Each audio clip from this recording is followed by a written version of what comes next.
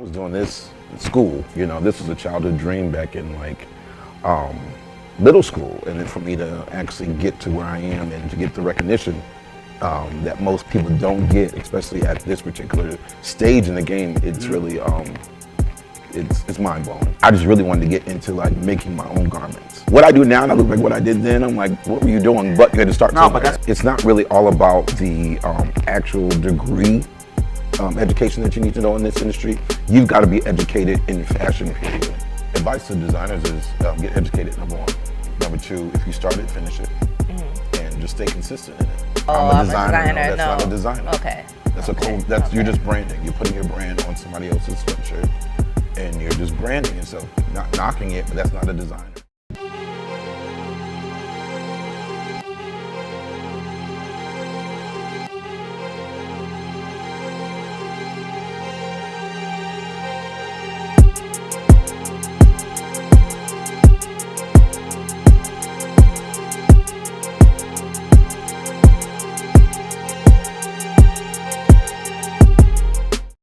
Hey, what's good, y'all? Thank you for turning into another episode of Force to Win podcast. I am your girl, Leticia J, and this is my guy.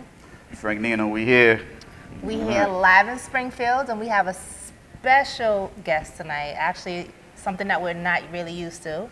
We have a fashion mogul / designer in the house tonight, Springfield's finest.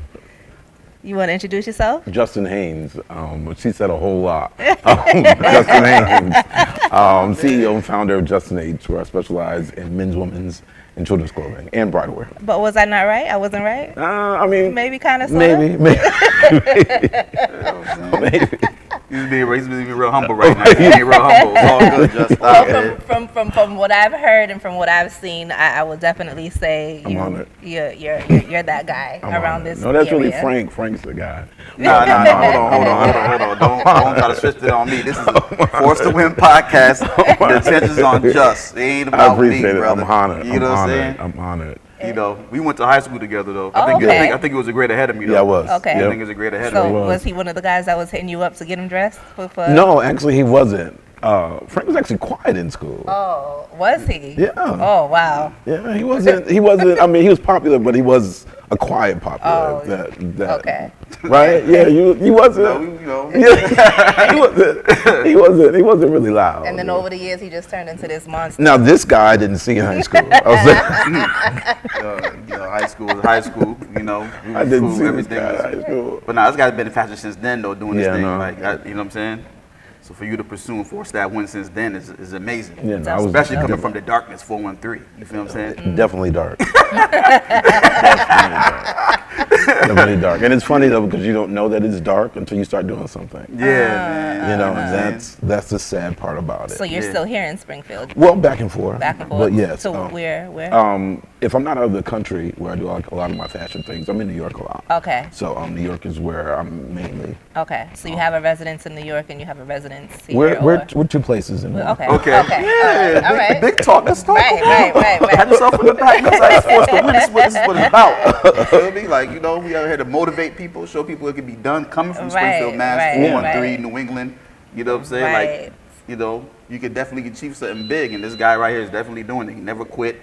He never stopped. No. You know what I'm saying? You can't, especially in this industry that I'm in. I don't know how it is with I do know how it is with music and everything else, but definitely in fashion, if you start it, you've got to finish it out.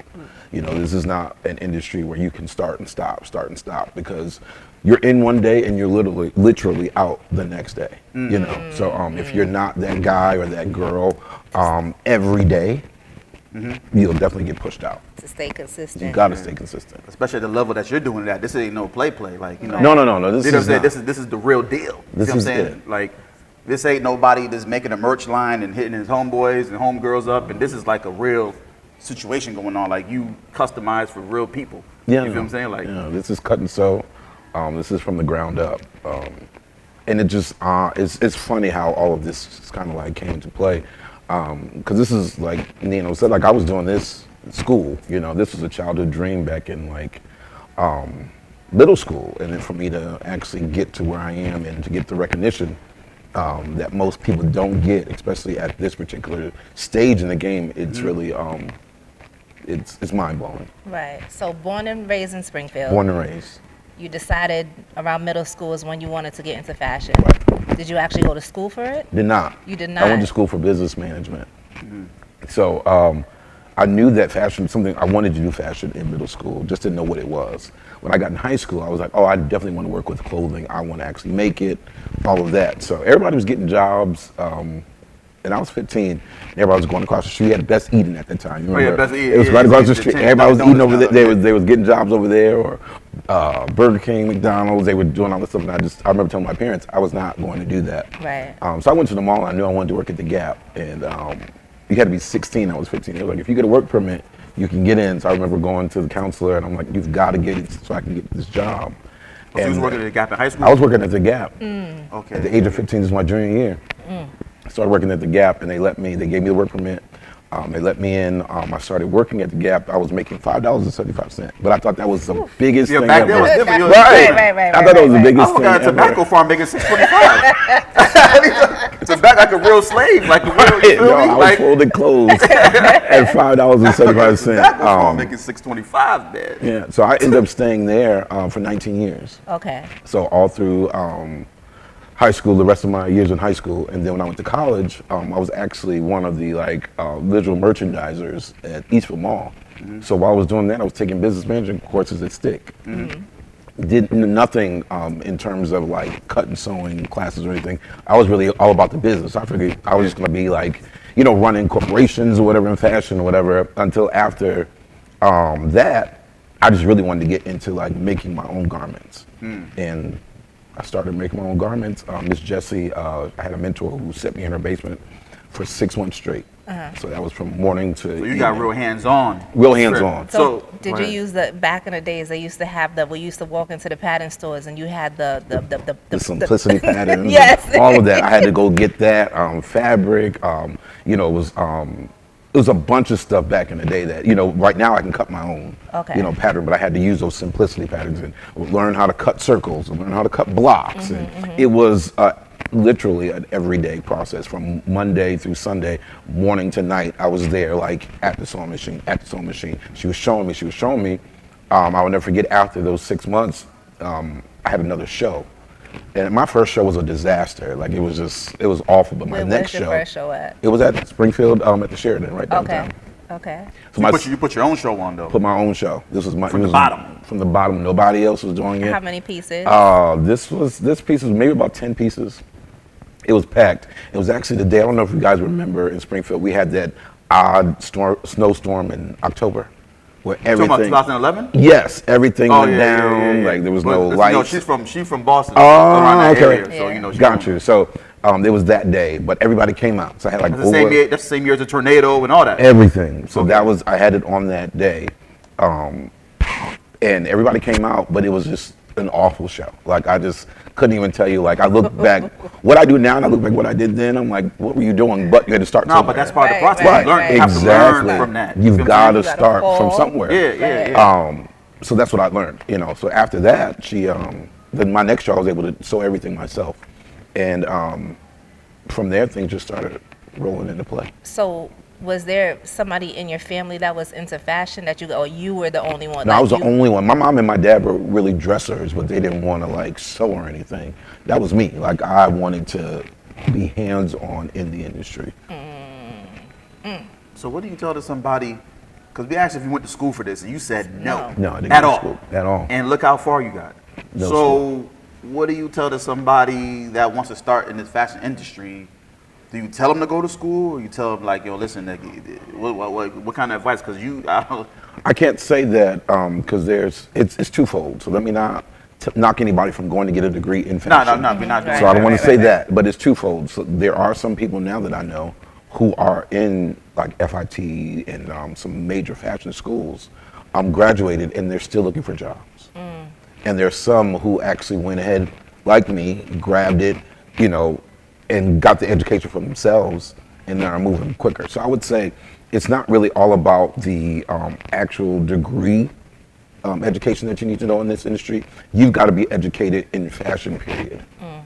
You have to know what style is, you have to know the difference between fashion and style, and you have to know the groundbreaking eras of fashion. You have to know, like, You have to know fashion history. you definitely have to know fashion history, and you need to know when fashion weeks were, who started fashion week.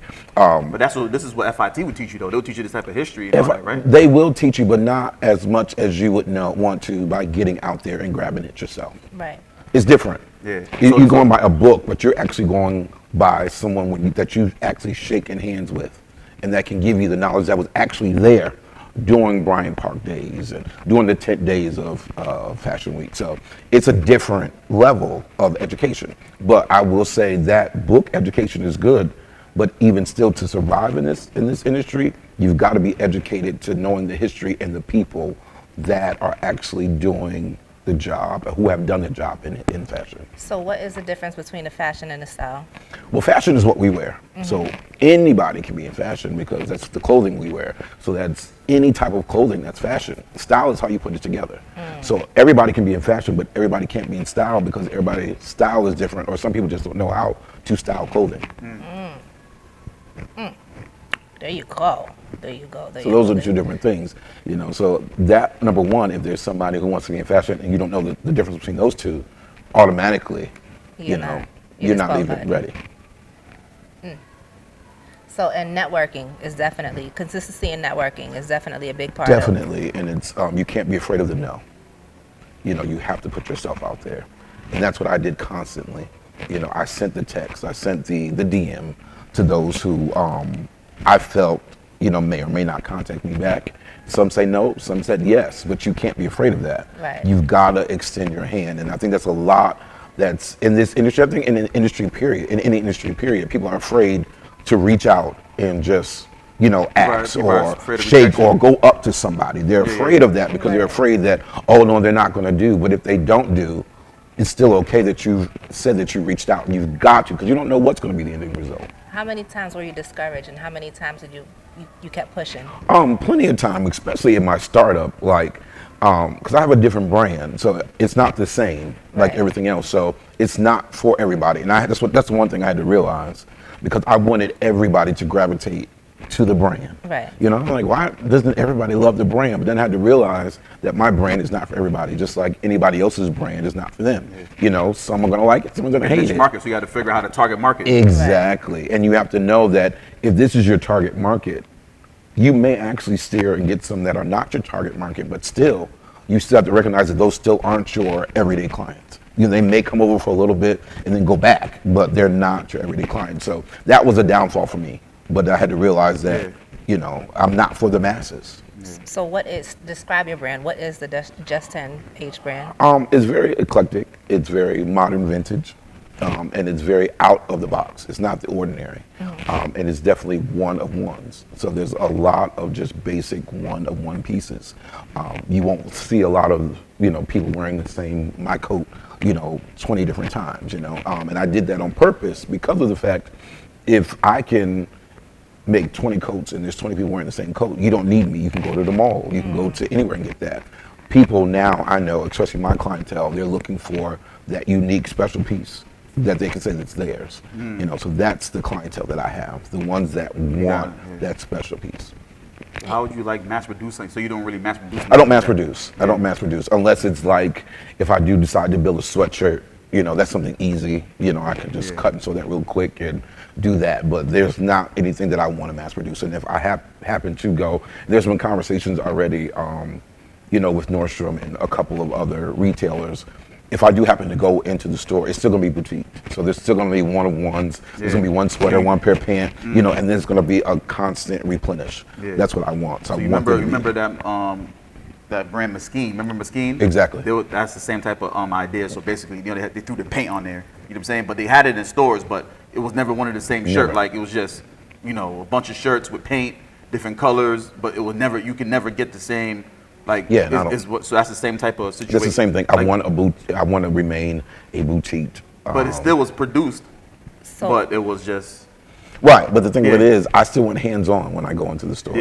And that's where we're battling now, because I still want to be 100% somehow hands-on. Nobody else. I have trust issues, so I want to make sure. You know. That was one of my questions, because I know that and you're 10 times bigger than Target. But Target offers a line for Black designers called Future Collective. Right. So you would want no parts of that. I don't think so.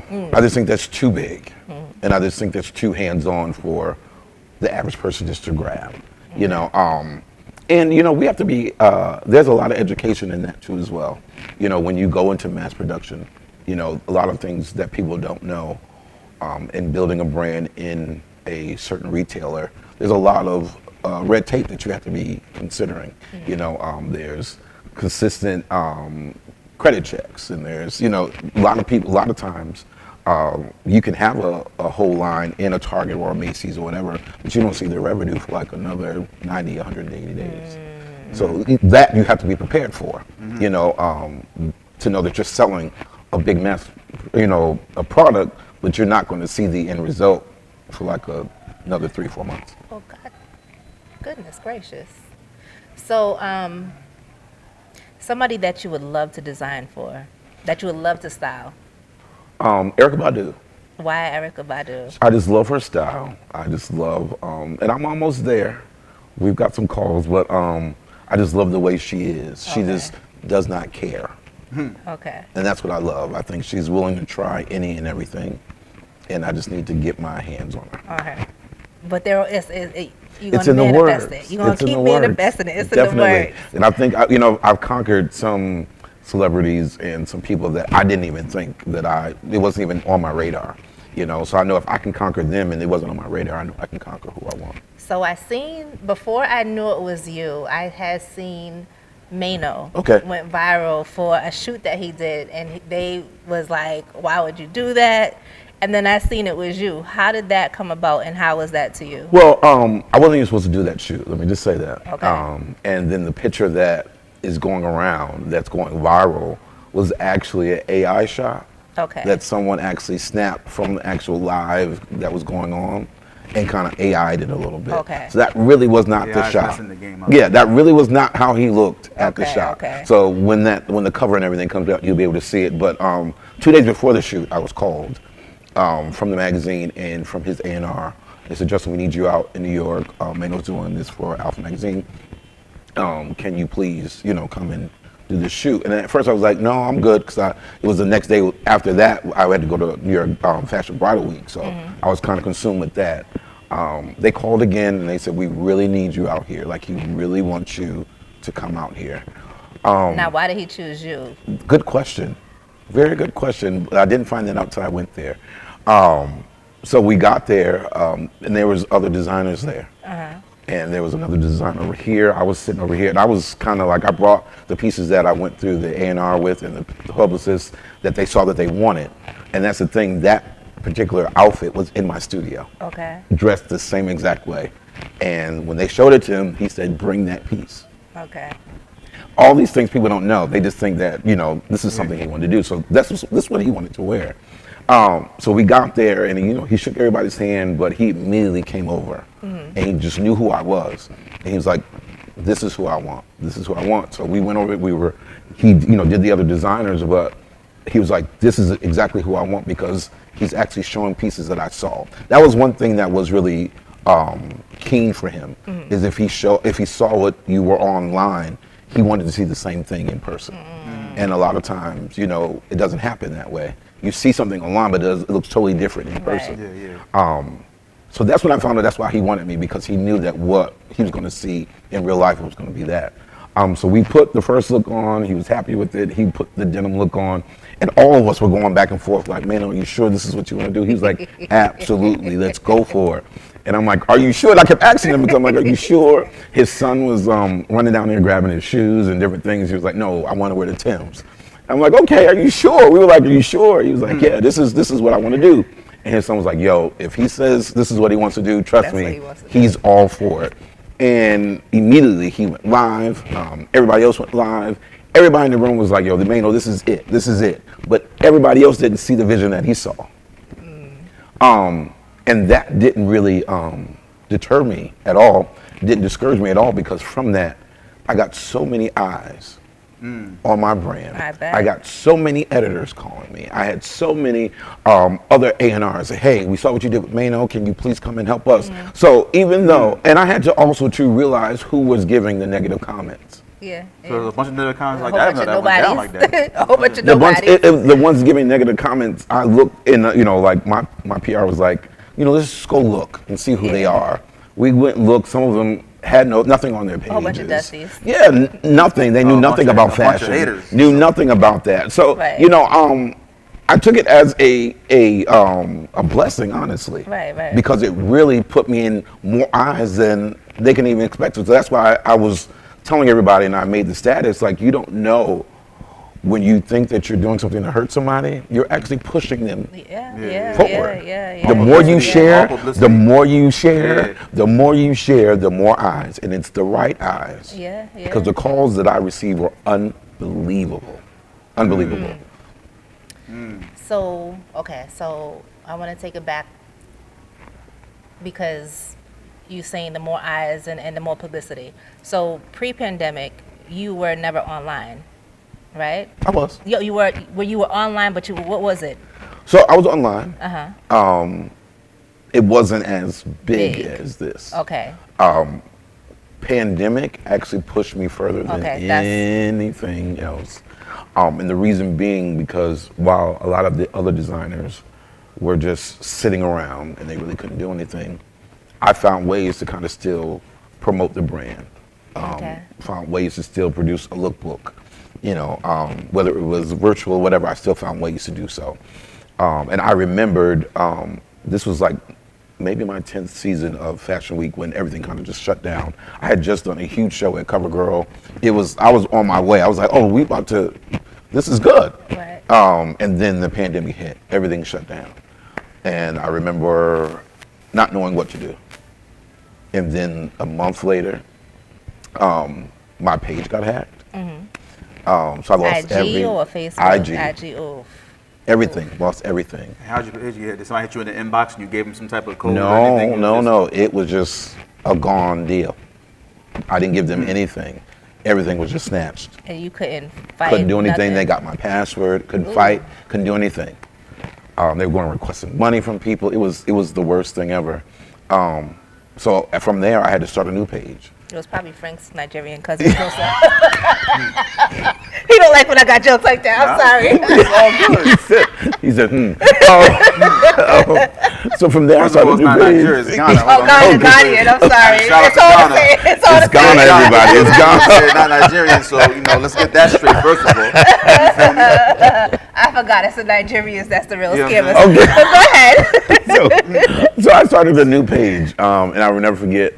People were telling me, Justin, this is like a restart for you. Don't worry about it. I mean, there was some. No, I wouldn't be trying to hear that shit. I wasn't. It had brought me to tears because all this I had got like to 1,600 followers. You know what I'm saying? I'm just like, I'm doing all right. Everything shut down, so it was a whole rebuild. When I tell you a whole rebuild, I had to go back and find pictures and everything that I had deleted. But in that restart, a lot of people discovered me that didn't know who I was, and. So I found ways to do like virtual lookbooks. I have virtual shows, thanks to Andrew Maxwell, who actually helped me out with a lot of production. And then from there, things just started blowing. Okay, so that helped a lot. It helped a lot. Right? So you've graced covers such as GQ Russia or GQ period, Russia, right? Russia, yeah. What else have you done? Men's Magazine, Men's Health? Men's Health, Billboard, Vogue. Harper's Bazaar. How does that make you feel to be on all these big, All these covers. You did the Billboard from one to all Springfield, those. Massachusetts, to all these big covers? It's surreal sometimes, and even just some of the places that I go, I still don't believe it, because it's still like I'm really here, So I don't know. It's still a surreal feeling. Like I don't really have. I'm proud of what I do, but I still can't believe it. If that makes sense. That's good. That's success, man. That's just hitting good, keeping it humble. You even got your face over there across the street. And that I knew nothing about. Yeah, they put you over there. You know what I'm They told me, saying? they were like, Justin, go on Bridge Street. And the funny thing about it, my dad actually worked at AT&T before he passed.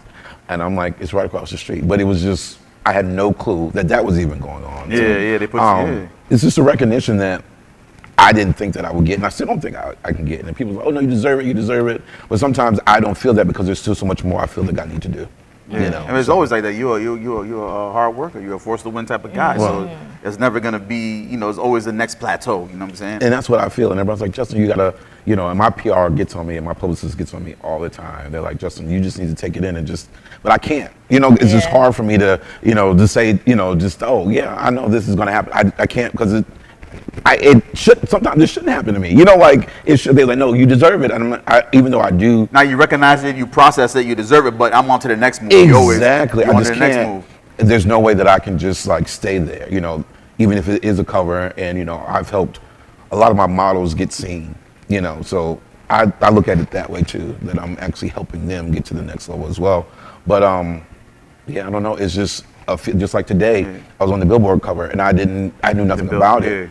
And I'm the fashion trailblazer of the year, and I said, congratulations. I'm just sitting there like, okay, I'm like, thank you. I was like, oh my God, I'm like, and you still, I just said congratulations. You're the cover of Billboard, man. Yeah, You're the cover of Billboard, man. That's dope. That's dope. Hip hop and fashion go hand in hand. Exactly. You know what I'm saying? Exactly. And I've been doing that for a while, especially with the people that I dress. Yeah. And never knew that it was so recognized in a way that people acknowledge what I do with people. So you recently just got an award over in Europe somewhere for. Yes. What was that award Sustainable. I was the Sustainable Designer of the Year. So sustainability, I do a lot of uses a lot of sustainable fabrics. So whether it's old curtain drapes or comforters or anything that may be getting that's maybe being tossed out, I take it and I revamp and redo. So I've never been to Budapest, never even heard about it. And they called and they're like, we want you to come. We want to honor you. And I'm like, that's dope. Honor me. I'm like, okay. So they were like, yeah, you grab your team, you come on over. Went there, I showed a couple of pieces, and the whole time they just like, I was this big guy in town. Yeah. And I was just really? Then I got the award, and from there, Glamour magazine came. So that's when I was able to, get covered on there. So a lot of things came internationally, and that's where, believe it or not, that's my big, That's your big market. That's my big market. So how long has you been, has your stuff been over in Europe now? Europe now for about a year now. My sneaker is actually being made in Europe now, so that'll be released coming in January. So I have a sneaker being made from the ground up. So you had a collab with Adidas Brazil, Saucony, New Balance, and now I have my own. And what's that? What? It's gonna be JUS10H. Okay. My sneaker. Matt, I seen somebody posted. It was a green and white. Was that like the first standard? That was a new. That was a new. The New Balance. But then if you go on my page, you'll see the process of the JUS10H sneaker. So it's gonna be in like 4 or 5 different colorways. The box is amazing. So I put some pre-releases up of that. So that's dope. Yeah. To have your own sneakers. To have my own. This is no collab. Collabs is dope too, though, man. I appreciate it. I definitely love the New Balance collab. Yeah, that was also a sustainable fabric that I used. You got grab something off you? You got that for me? You tell me your size, I'll make sure I get it. Okay, yes sir. Yes, you sir. too. I'll get you. But we use sustainable. We use a sustainable fabric for the New Balance. That's why it was so. I need all these. Saucony too. Saucony and everybody just wanted that New Balance because it was grab them all. It was terry cloth. We used old terry cloth. Okay. And they loved it. Dope. So, and that was something different either, just to see my name on the back of a New Balance. That was crazy. What has been the best line that you put out so far? Clothing lines. I would have to say, I love them all, but I have to say recently the collection that I did in New York Fashion Week this last September was called Redefined. Okay. So it was all the denims, the grays, and the creams. Okay. From there, that got a lot of recognition, to the point which led to my cosmetic line. I was gonna say. So that collection led to that. The cosmetic team was there, and they loved the collection so much. They were like, "You need a whole makeup palette for this. You need a cosmetic line for this," and that's how that came about. Dang. You're not playing around, bro. Right. So I think I pretty much asked this already, but did you ever think young Justin would be this far in life? Never. And have I knew this? I knew I wanted to be successful. I think that's all of us. But sometimes we don't know if it's actually going to actually happen. Put that in the universe and it came through. Yeah, and that's what, and like, was saying, like, this was nothing I wasn't practicing in high school. Like, I did it, like every time, this is some of my friends at gym. We didn't play. We didn't participate. We got dressed. Like we grabbed new sneakers. We grabbed, shorts or whatever. That was our time to like change clothes for the day. So this was something I've been doing for a while. Nah, it's a real passion, man. You know what I'm saying? It's in my heart. Yeah, and you really follow. So how does that play into your personal life? You're so focused. You're so driven. And that takes a lot of your time. When you're going this hard, it's like tunnel vision. You feel what I'm saying? So that can play a part in like relationships, significant others, and all that. Like how do you balance all that? I don't. You know what I'm saying? Like, it's hard. So when you don't. So what do you mean? Like there's really no easy way to balance. Let me just say this: in my life, I don't see that. I was never the type to have to answer to anybody. Let me just say that. Like, if I go, I just go. Outside of my parents and God, I don't want to. Nobody else asks me anything. So that's kind of hard for me to do. Right. For me to leave JUS10H, leave my brand, to go to the movies with you because you want me to. You know what I'm saying? Like, it's hard for me to do that. But what if you want to? If I want to, then yes. Okay. But there hasn't been that many instances where I want to. So nobody's so you're that driven. Yeah, I'm that driven. And there's really no one that has caught my attention to actually move me to the next. Okay. Understood. Understood. And I'm not in the way of I'm not going to waste time with just anybody. No, I feel you. Do you consider that like a sacrifice maybe, because they say everybody needs somebody. You know what I'm saying?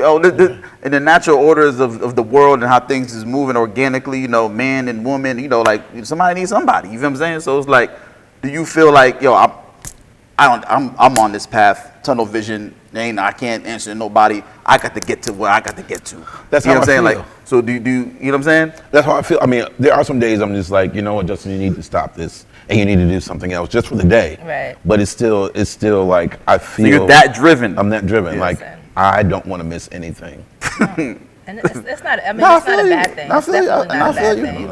And when that time is right, exactly, God will present that person in your life. Exactly, and they won't be a hindrance. Yes. Yeah, they got to understand. They have to understand. Right. Somebody have to understand passion. Passion is a whole different beast. They're gonna have to want to come with me. Yeah. Right. And not stop me or come against me. Understanding that, of course, they have a life too, and I get that. And I would never want them not to live their life as well.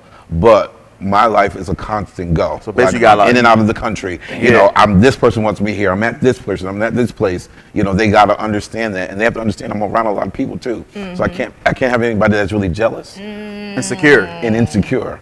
Because if I'm at the Met with 150 people at one time, and you're wondering who I'm with, that's a problem. You're not tolerating that. I'm not tolerating it at all, and I'm not going to answer that.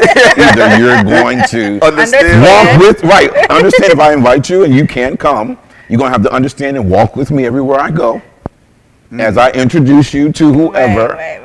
Or, no, I don't do that pouting and sitting on the side because... So you got a lot of cutoffs, basically, like, it ain't working. Bye. There it is. You got to go. Got to go. Fast, cut off. Red flag scissors. out. I don't... The biggest scissors. I'm not playing with you. Yeah, I just can't do it. So basically, if they want to get with Justin, they got to understand that fashion is my number one. It's my life. That's my love. That's my love. That's my first love. Yes. But I am a human being. Now I understand that, God made man and woman, and, this is what's supposed to, but at the end of the day, this is what's bringing the money. And you have to understand when you're coming in. You got to be the person to help me. Exactly. You know what I'm saying? And don't get it wrong. I'm not going to be that person where I'm selfish and not going to, understand your needs or whatever you need to do.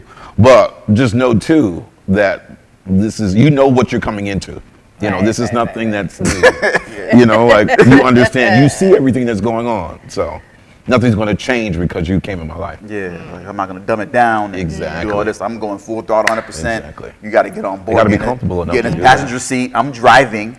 Get in the passenger seat and understand what's going on. And be a great passenger. You know what I'm saying? Look cute, look fly. Yeah, exactly. Because I'm a stylist. I'm gonna get you right. Right. Well, make sure you look good. Right. That's what I said. Look cute. Just look take fly. ride with me and Just just ride. You just feel zip me? it. Right. Right. Presentation is everything. So how'd you get up with Angela Yee? That was another surprise moment too as well. They called and they said, we want you to outfit Angela. And I'm like, okay, is there anybody else who's going to be there? Nobody else was there. It was just me. I did the whole photo shoot, the whole thing. We did from everything, from hair to makeup. They left it all in my hands. And when I tell you, Angela is like the coolest young lady I've ever met or encountered as a celebrity. She had no flaws, no drama. It was just like, whatever you want to do, Justin. And like we're pulling out clothes and she's trying on things. She will tell you what she doesn't like, but she's like, hey, what do you think? How does this look on me?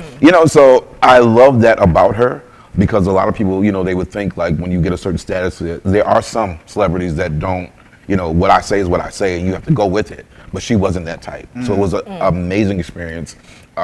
She pushed me to a lot of people. And I believe that's what kind of pushed me to Mano. And a few others, but they got that show together. Yeah. So, but she was definitely she did an open review on her page and told everybody to go. This was she loved my clothes, she loved what I did. So it was an amazing experience with her. Is there any one celebrity that you would never work with again? You can tell me off camera. Yeah, I'll tell you off camera. There's a couple that I won't. This is forced the window, but all right, I'm gonna put that pressure on you. There's a couple I won't, and it's not that it was any bad blood or anything. It's just I won't say that I don't do diva or I don't do that, because that's who they are. But I don't do anybody who's disrespectful. I don't care if I'm not where you are or you don't feel that I am. I think we're all in the same level. We're all adults, and I think that if I give you respect, you should be able to give me respect as well. And I don't do. There's a time I used to do a lot where I used to push the celebrity. If celebrity was wearing something, I used to post, and they would post it all. I don't do that anymore. Like if you don't post, I don't post. The reason being is I'm not going to push everybody to your page and you don't do the same for me. Right.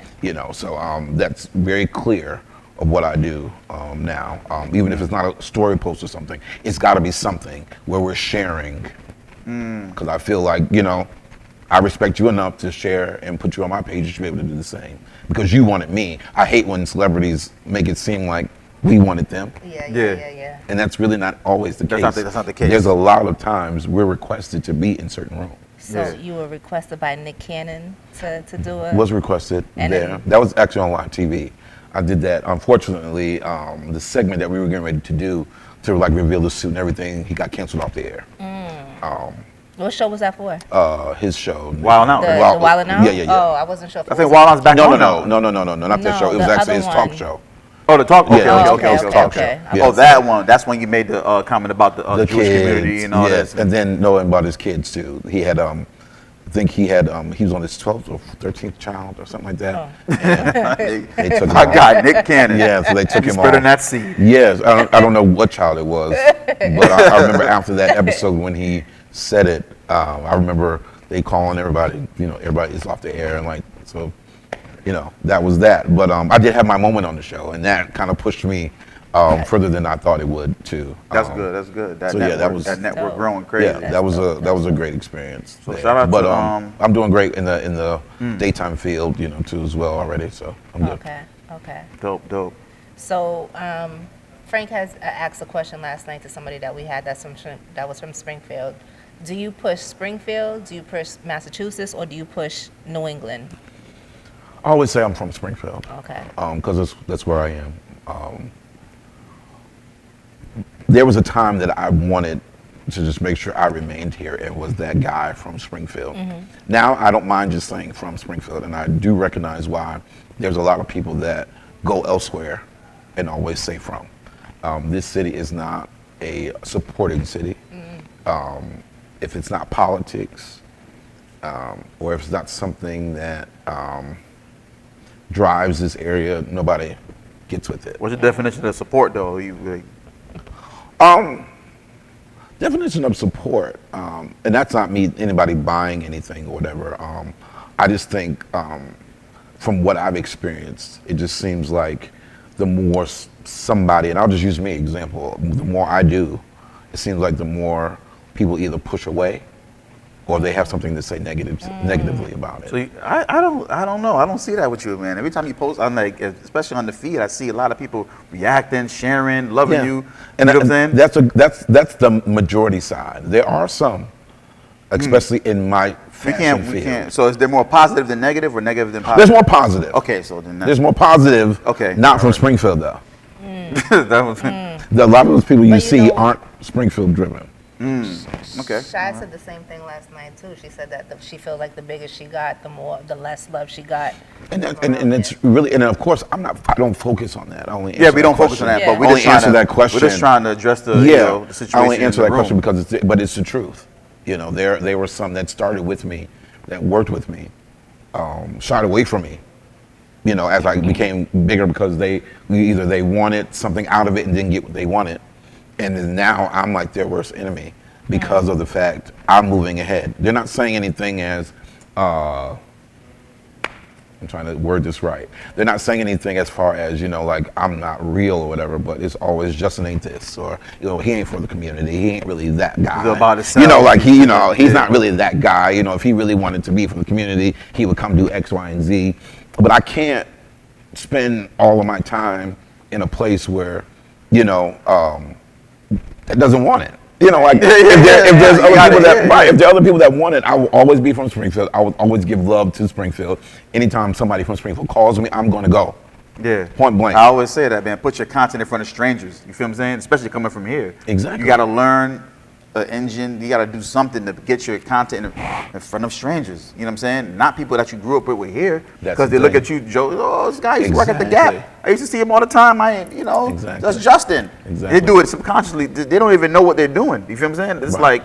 And there are some that, and I won't say this 100%, but there are some that who I did grow up with. They're like, you know, Justin, wow, I appreciate everything that you're doing, your inspiration, so on and so forth. But there are those from Springfield. I don't get a lot of hate or Justin ain't this, or who is Justin? Who does he think he is? I don't get a lot of that when I go to New York or when I go anywhere else. You get that here, though? You still get that here? Who you think he is? People still talking that crazy nonsense? Yeah. This is why I had to get you on the show. I'm like, Justin been doing, we've been supposed to link up a while ago, but, you know, we only been doing the show for a year, so it wasn't like, you know, it's like, you know, it's exactly been like a year and 1 month. You know what I'm saying? So, you know, he's showing off, but it's not showing off for me. This is a success. Right. If you look at if I got it, I'm going to post it. If you think he's showing off, you have something in you that. I'm not a show. You know I'm not a show. No, you're not a show off. That's what I'm saying. So very humble. If people are looking at you, you showcasing what you got going on, and you always, you know, putting yourself out, patting yourself on the back, putting your accolades up on the feed and all that, and if people look at you as a show off, that means that person that looks at you at that, they have something inside of them that they got to deal with. Exactly. You know what I'm saying? Like, well, why would you, you know what I'm saying? You got to commend this man. You got to, you know, push this guy forward. Like, why would you think it's a show off thing? Because you have low self-esteem and you're a loser. And you feel that in your heart. You have networked yourself out into the world. And it's not even, like I want a lot of people to win here, even when even when there's like fashion things going on or whatever. Like I try to, even when some things like I'm brought into because they're asking me like, Justin, you're the fashion guy, we need to ask you, you know, questions or whatever. I don't mind, but a lot of times I shy away from that because I don't want people, because what will come is, oh, who is he? Like, why is he here? You know, and that shouldn't be. Because I remember there was a time when I was working in the Gap or doing other things, you know, in fashion, and someone would come and tell me something, I would be all for it. Like, tell me what it is. What do I need to do? Tell me how I can get to the next level.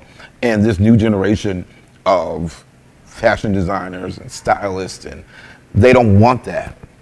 And that's unfortunate, because if I have the knowledge that I can help you get to the next level, not the knowledge to knock you down, but if I have the knowledge to help you get to the next level and I'm giving it to you for free, why would you think I'm against you by doing that?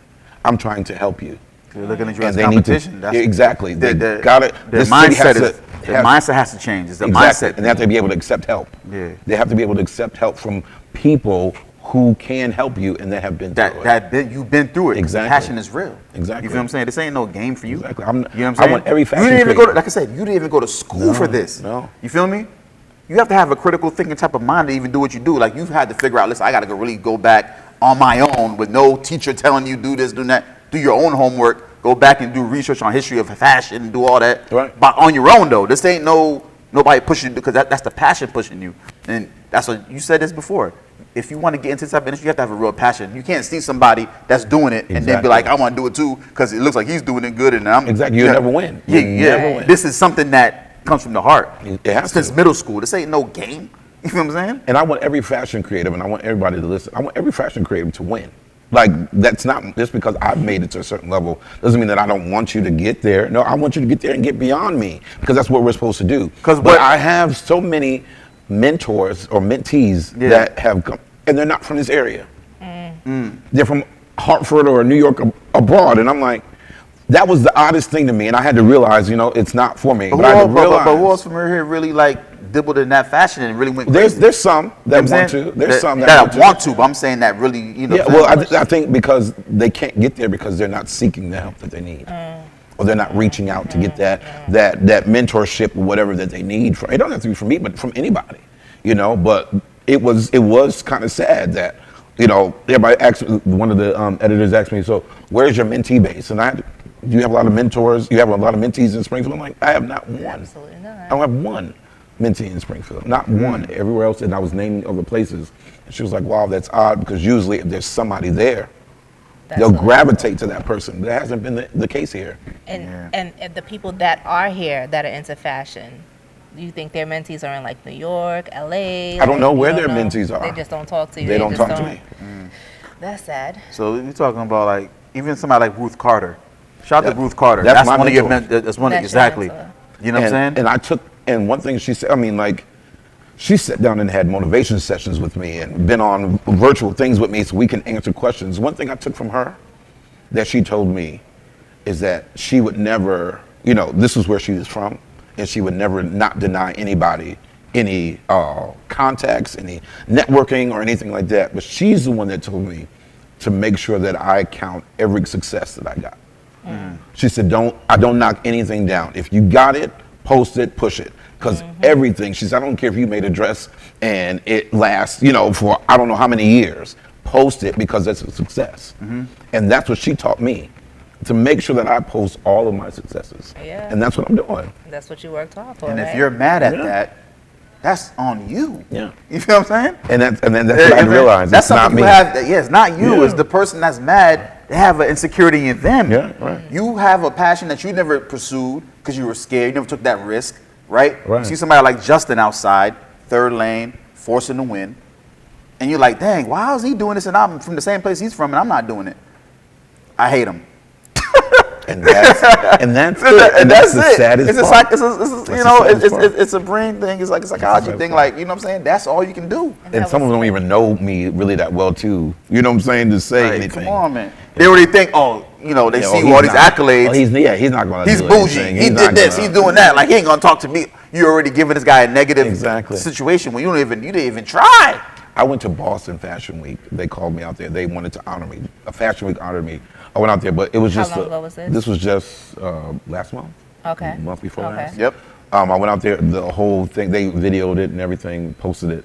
But as soon as I got there, I went backstage because this is what I'm taught on council. I want to go see the designers. I want to shake their hand. I'm just not here to be honored. Right. Let me go back and see their collection. So I went there and talked to each of them, and the way that they received me was like, I can't believe that you're here. Talk to me. And I'm like, I didn't even get asked in Springfield to come to the show and look at some of the designers there. You know what I'm saying? Like, it was just like, dang. Springfield Fashion Week? Yeah. So I was just like, dang. I never know they had Springfield Fashion Week. So I was like, dang. So it was a different, so when I was talking to the Boston Fashion Week, he was like, I immediately knew that we had to gravitate to you because you're right down the street. Yeah. So why wouldn't you come down and just help us? And I'm like, this is amazing, because it was such a good feeling to see all these emerging designers just glad to shake my hand. Like, I was just like, wow.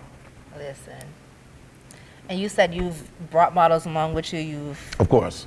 From Springfield? From Springfield. I've had a lot of models. And you used to do something you used to hold like a class for models? At Sheridan. Yes. Yeah, a long time ago when I first started. How long did you do that for? For a few years. Okay. I did. So a lot of my models aren't models that are from agencies. Okay. There were a lot of models that right here from Springfield or right here from Connecticut. who reached out and said, I wanted to model, had their comp card tried out, and they were there. And those are usually the models that I try to use. I like to give people that have the potential to do what they're going to do, to get out there and be known. So like a lot of them, are models that have been on covers and been on billboards and different things like that. So that it's a success for me because I'm not only did I help myself do something, but I also help somebody else get a little further in their career. You bring the models along with you. You help them. What advice would you give to? I don't know if did Frank already asked that. What advice would you give to any upcoming designers right now, like that? Advice to designers is get educated. Number one. Number two, if you start it, finish it, and just stay consistent in it. That's what I would say. You've got to know the education of fashion, and then once you start something, stay with it. I don't care if you don't have any sales. For the first 6 months, don't stop. People need to see that you're consistent. Consistency forcing the win. Yeah. And they don't want to see you dibble and dabbling. If you're going to be a shoe designer, be a shoe designer and keep at the shoes. If it's not making it, but don't go shoes, and the next thing you know, we see you actually making jewelry. Or we see, what I'm saying? Like, be consistent in something, let that fall off and let that go someplace. But that's what this generation now, they just don't know how to stay consistent. They're just all everywhere. over the place. They're Everywhere. like, I can't do this. This but is I'm not gonna go working. here. Yeah. Let me go put my name on a sweatshirt and sell those. You know what I'm saying? Like it's. So, okay, a lot of y'all might hate me for saying this, but is that really considered a designer? It's not a designer, that's branding. That's branding. That's clothing brands. Clothing brands. Because a lot of them are like, I'm a designer. No, that's not a designer. Okay. That's okay. You're just branding. You're putting your brand on somebody else's sweatshirt, and you're just branding yourself, not knocking it, but that's not a designer. Okay. A designer is somebody who actually designs the garment. Design it, whether it's through pattern or through sketching or whatever, and that's actually from fabric to pattern. Okay, a tailor is someone who actually sews the garment. You don't sketch. You just. I don't sketch. I go straight to the cut. Why don't you sketch? Takes time. My mind, like a lot of my bridal stuff, I have to sketch because sometimes my bridal situation is a little different from, ready to wear, because that's a year process of the bride wanting different things. So sometimes I have to sketch, but it just takes time for me. It's easier for me to cut that fabric and just get right on the sewing machine and go as I go. Sketching, that's a whole day when I could have probably had the garment made. So we're trying to brand, so we need to force to win merch. I'm heavy. That it burns me every day that I don't have my merch on deck. You feel what I'm saying? Right. I love fashion. Okay. We love fashion. You know what I'm saying? It burns me inside that I don't even I have. can see it on you though. You know what I'm saying? So what are you doing? What are you doing? Well, we have a couple of pieces. It's just hard to find a team because, we're doing this podcast. We're doing a whole bunch of things. I can't sit here because fashion and doing merch and that's a whole different beast. That's like something that you have to really double down and focus on. Are you e-commercing or are you? I don't know what we're doing. That's what I'm saying. At the beginning, we had sweatshirts. We had the fashion part. We had the sweatshirts. We had the branding. And then it just kind of it stopped.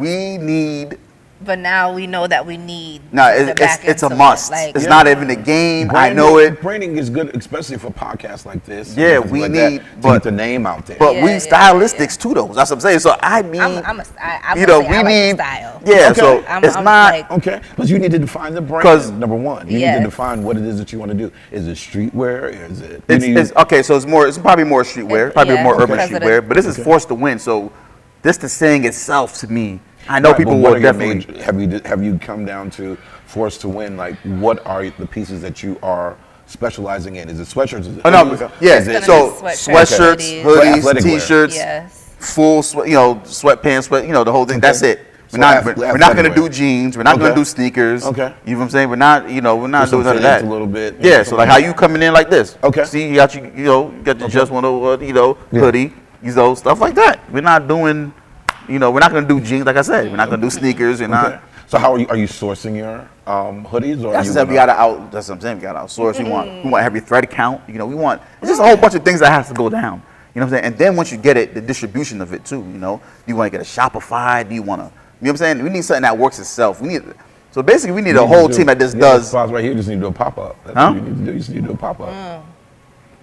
Once you get the merch here, pop up. That's what you need to do. Don't worry about getting online or Spotify and all that stuff right now. People need to know the brand first. No, Shopify, not Spotify. Yeah, Shopify. So people need to know the brand first. So you need to pop up somewhere so they'll know that you're there. I think once we actually get the merch and we put that it's out there, I think that will definitely get it sold. Yeah. No, whatever gets sold, it's just about finding the people that's gonna actually, you know what I'm saying, do it, you know? Hold on, what the hell this is about? Wake up. But yeah, we just need to find people actually to produce it on a consistent basis. Like we need designs done, and then So you don't want to do the design on the computer and all that stuff. Me myself? Yeah. No. Okay. I want to tell you what I want, right? We don't got time for that. No. I want to tell you what I want. Like we got like say like behind you, we got the Force to Win logo. You see the skeleton pushing the W. Right. You feel what I'm saying? Like play off of that. Tell somebody play off of that. Go internationally wise. So you need to get somebody. And I can help you get somebody. You need to get somebody that will do all that for you. You're just okaying things, and then they ship it out to you. Yeah, but tell me exactly okaying. We need stuff like that, and then right. But there's a lot of people that are. So I know a couple of designers who are sourcing, but they do all of the designing on the computer, and then send it. But you guys don't want to do. Y'all don't want to. We don't. I'm not gunning on Adobe or whatever you call it and making a logo. You know what I'm saying? No, not the logo, but just show me and I'm gonna tell you if I like it or not. Yeah, no, I'm gonna tell you in my head what I want. Like so you need a designer for your brand. Yeah, we need like a Y'all hear that, everybody? Frank needs a designer for his brand. Yeah. Oh God. We're gonna talk to that out there. We're gonna talk to the fashion god. Yeah. Understand what's going point us in the right direction. Yeah, you gotta get somebody. I'm a hustler. That's what I do. So once it's out and there, I'm gonna distribute it. I'm gonna get it to different places. Like that's what I do. You should have told me that a long time ago. I can get you somebody that. You know what I'm saying? Like we just need we just need dope pieces. Force to Win is a lifestyle. I know people love this. Because everybody feels like they got to force to win. You don't want everybody. You don't want anybody who's actually sewing per. You just want something that's mass produced. That's what you want. So he wants the branding, the brand, yeah. But now we'll do this whole thing. Like if you want it, we're gonna have different tiers. But that's what I'm saying. But you actually want your hoodie and stuff sourced. You're not putting it on Russell Athletic or anything like that. It's going to be your brand. Yeah. No, we want. Yeah, we're not gonna do it. No. Yeah, that's what I'm saying. Okay. Yeah. Either Russell or Champion hoodie or nothing like that. You want everything sourced out. From fabrics to different fabrics, heavy thread count. Like we're gonna package it up. You're gonna have the labels there. Whatever the price. So you just need a design. You just really just need a designer. Yep. I talk to the designer like, yo, this is my idea in my head. I need you to get this out. Right. You know what I'm saying? Get the designs. And now let's figure out the thread to put it on. This dope hoodie, this dope T-shirt, this dope sweatsuit. You know what I'm saying? Like, you know what I'm saying? Right. Yeah, I like that. Yeah, we think how about does this. It feel and How you the samples. Yeah, I like this. Yep. And then once that's done, then that's when we get it. Put it. You get your designer. Does it feel like Egyptian cotton on your skin or something? Yeah. I need the top of the top. You can go. There's a bunch like Japan and all that. There's a bunch of people that you can connect with there that'll do all that for you. I notice a lot of the brands, the clothing brands, have sources in like India, China. Yeah, all you gotta do is just I can get you some information. We just need a system. Basically, we need a system in place because we love fashion, but it's not.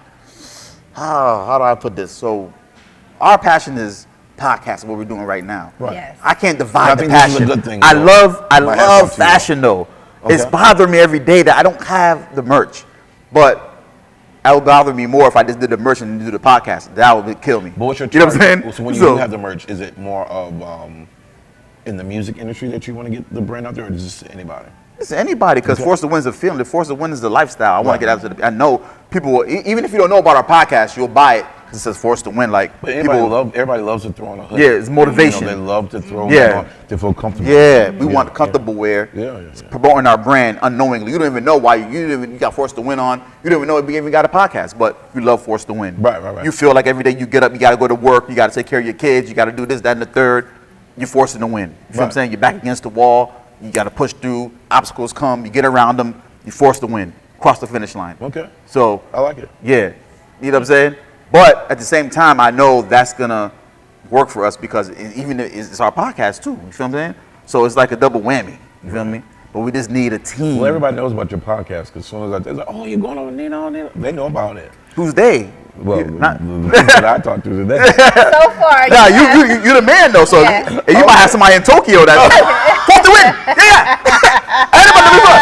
You know, I don't know. You know what I'm saying? You might have somebody in Germany, you know, France, or, you let's know. just say that a lot of people locally have been trying to get on this podcast, and a lot of people locally have not made it. You are the second person from Springfield to make it. Well, I appreciate that. I really Definitely do. appreciate you for coming to sit with us Yeah, tonight. no, this is perfect. You know, we touched on a lot of things.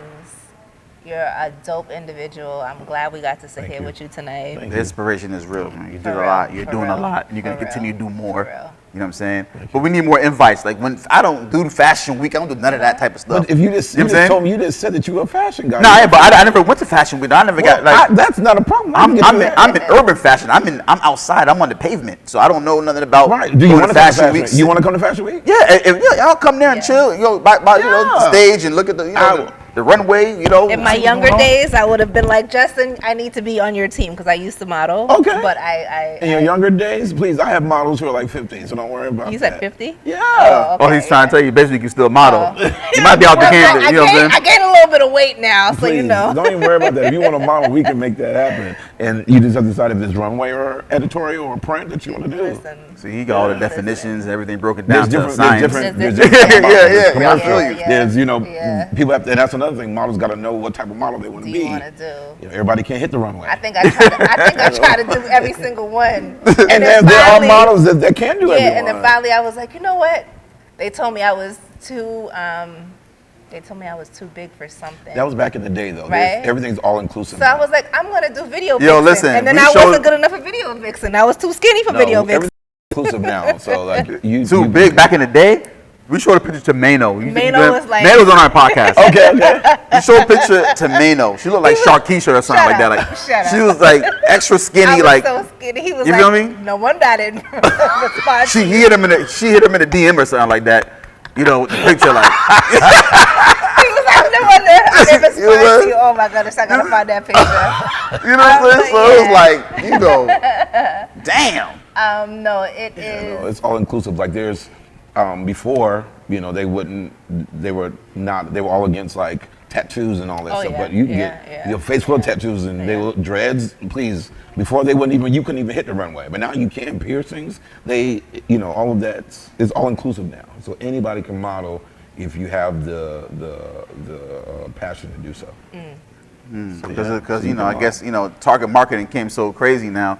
So there's a market for everything. You know what I'm saying? So everybody needs to be. Yeah. And the discrimination key was so huge in the fashion industry because there was a lot of lawsuits and you were discriminating me because of my weight or my race or whatever. That everything has to be now inclusive. Like you have to be very careful with telling somebody no because you have to tell That's them crazy. why. Nah, this world it went crazy. People identify themselves as pets now, and I'm a dog. I just talked to somebody, right? They told me at the school in high school, there's people actually identifying themselves as a cat or dog, and you have to. And not if somebody goes through the hallways walking on their knees and hands, you have to and barking, right? This person has to be acknowledged as. If they say what they are, like you have to like it'd be disrespectful to be like get your stupid ass up and you know what I'm saying?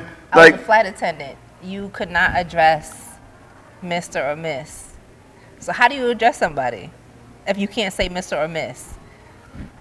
the word that went is Hey, I don't want know. to drink? Hey, hey, you want to it's- drink? Just excuse me. You want but I you're can born talk a man fast. or you're born a woman, and it is what it is. And that's it. It's like But no, we would I wish definitely I love knew to it. go. Yeah, I could always been at Fashion Week. Yeah. Front row, I got you. Come on. Oh, we're Let's okay. go. All right. Let's go. Well, now we tapped in now. You know what I'm saying? So we've been tapped in, but Next now season now is it's a different February. level. Next Fashion Week season is February. Okay. Okay. Yeah. I'll let you on the date. Yeah. And I'll let You want to whatever dress show- me? If you want to dress me? yeah. When the show is, I'll let you know what it is, and y'all just come. All right. I'll make sure your names be on the list. And All everything. right. List, big list, all that VIP. Okay. There'll be no question. You know? All right. All right. So, my question of the night is mental health. What does mental health mean to you, and what do you do on a daily basis to keep yourself sane, especially in this industry? Mental health is very important. For the last 2 seasons of New York Fashion Week, I've given back to the Mental Health Association. Okay. Because there was a lot of designers within the council that were just going through. They either left their job or they were out of school and they had no job. They started a brand and it wasn't going anywhere. You know, New York is a very expensive place to live. You know, That so it they're is. out there, no family, no nothing. They need therapists, they need everything, you know. So mental health is very important. And to me, what I do to make sure that my mind is still kind of stable, I have to pull away sometimes, but I walk the city. That's very therapeutic to me. Getting on the train and just walking the city. And when I can see the different walks of life and see what people are doing, that gives me inspiration for the next collection.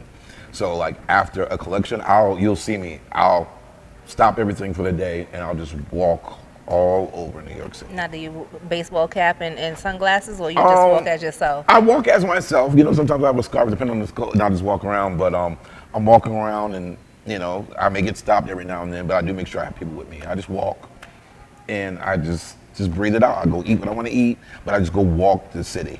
You know, that's even in the dead of winter, after a show or after I'm done with something. I just have to walk the city.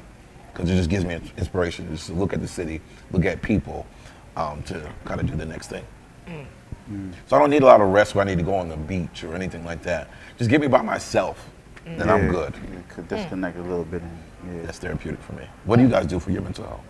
I do Pilates. Okay. I do Pilates. I do a lot of self-care routines. So I've done everything. So esthetician, so I give myself facials. Oh, good. I'll just take a day in the house. I'll just be in the house by myself, eat what I want to eat. I like to travel. Love So that's travel. another way of, I love the airport. Do you? Don't you? yeah. Oh, yeah. love Well, I it. mean, I work in the airport. Oh, that's so. right. That's right. So, You got do I really love it? Do I really love it? But traveling, Pilates, self-care, and just eating what I want to eat. That's my way of, and just going by the water, sitting by the water, and just like letting it all go. Okay. Yeah, me, I just have a lot of by myself meetings, you know, when I'm not moving and grooving, you know, just Okay. sit there by myself and just think, you know, just Alone time is good for yeah, me. Yeah. by Believe it or myself not, meetings. like I don't need you know, think, entourage you know what I'm with me when I need saying? to breathe. Assess every You know? situation. Yeah. I have to understand that, you know, I can't please everybody. You feel me? Like, Right. you know, I have to do what's good for me, you know, just put myself first at times and, you know what I'm saying? Like, do what's good for the soul, man. I just sit there by myself and think about stuff like that. You know what I'm saying? You know, I start doing research on different things, watching different motivational videos, you know, and Exactly. and you know, get myself back. When I feel like I'm down or something, you know, go on the internet, start looking at motivational videos, people's Right. different stories, and you know, start putting that, you know, applying what they're talking about into my life where I can apply it, and you know, Yeah. different things like that. That's Mental what I health do is for my mental health. important, guys. Very important. Mental health is very, important, very, you very know. important. So, you know, my question is to you is, man, this is Forced to Win podcast, man. So, a Forced to Win story. But you know what? I'm gonna direct you into this question. You got a Forced to Win story. So you was working for the Gap for like 13, 14 years. 19. Oh, no, I'm sorry, 19. I'm sorry, 19. My bad. Then you got hit with the move to Chicago, get the bigger bag, or do your own thing and you know follow your passion and do the thing. So obviously you followed doing your own thing, Yeah. just being a Worst day designer. of my life, though. That was the worst. You know what I'm day of saying? How did you get through that, and how did you tell me the steps of Forced to Win and actually coming to where you at now? Because you had to Forced to Win to even. my life. No, I had to. Yeah. You probably gave up a 6-figure salary.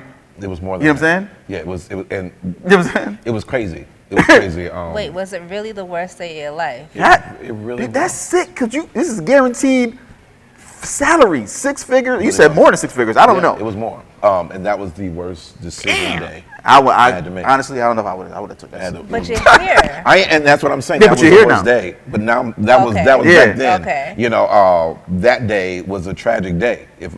My parents would tell you, I cried all the way home. And my Why mom did you was- cry? But if you chose this, because you didn't have to choose that, why would you cry if you chose that? It was still a real moment that I had to take in. You know, like I went and told my boss that, you know, I wasn't coming back, and there was no 2 weeks. Like today was my day. I'm leaving because I knew because I was at Brooks Brothers at that particular time. Then I went to luxury retail. I knew that if I told him I was giving him 2 weeks, that he would have tried to keep me there, and that just couldn't happen. My father was sick, and I just could not leave my mom or leave my family in that area. I just couldn't do it. So I had to make the decision to leave and start my own, because I could have stayed in the company, but I was going back to entry level. My position was dismantled here. There was no regional merchandiser, nothing. All my stores were gone. I had to go to Chicago, or I had to go back to dressing those windows, and I was not going to do that. I had worked too hard to get where I was. So there was a debate, and I said, I got to leave now.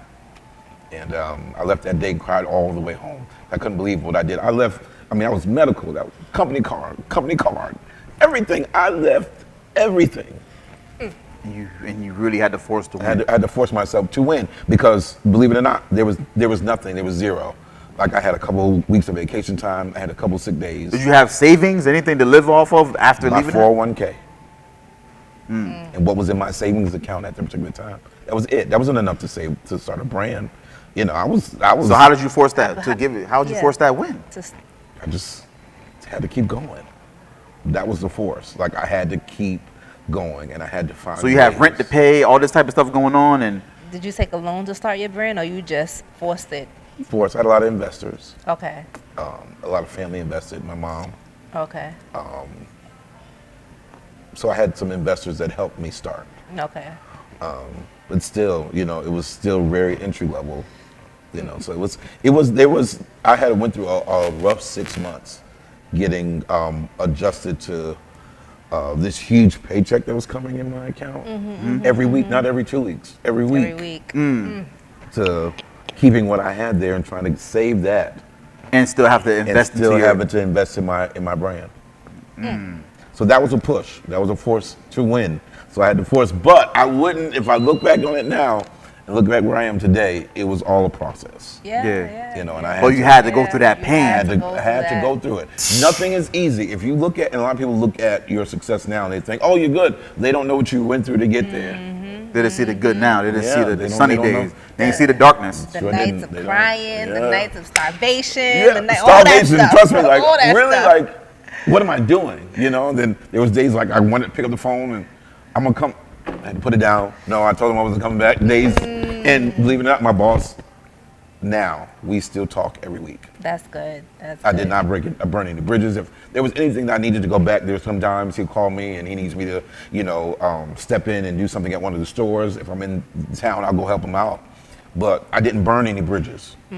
And that's one thing. If you're gonna leave, you're gonna leave a job. You're gonna leave something. Make sure you leave right, leave correct, build that relationship, keep the relationship, so that things will continue to work for you. But yeah, it's a good force to win story right there. You really had to. We're still tight. Actually, he came to one of my shows just the other day. Yeah. So. Wow. That was a force to win, guys. This was for me a dope episode of Force to Win podcast with the one and only. He's so humble. He won't even be like, yeah. No. It's hard for me to accept it, guys. I'm trying. Thank you guys for tuning in. Thank I am you. your girl, Leticia J. It's your boy, Frank Nino. And Justin Haynes, and thank you guys for having me. how can we find you? Thank you for coming. Oh, go on IG. I'm always on IG at the official Justin H. Justin Haynes on Facebook. I'm on TikTok, but I'm never on there. My assistant handles that page, but TikTok is still the official Justin H. And you can Google me, Justin Haynes. And how long, if I needed something, how long does it normally take for you to produce something? Not long at all. Not long, So okay. if you have a rush, it can get done within a week. Okay. If you have something, an emergency, we have emergency clients that Justin, I need it done in 2 days. We can get it done, but the bridal will take the longest. So Okay. There's nothing we can't do. Okay. Okay. Thank you guys for tuning in. Thank you.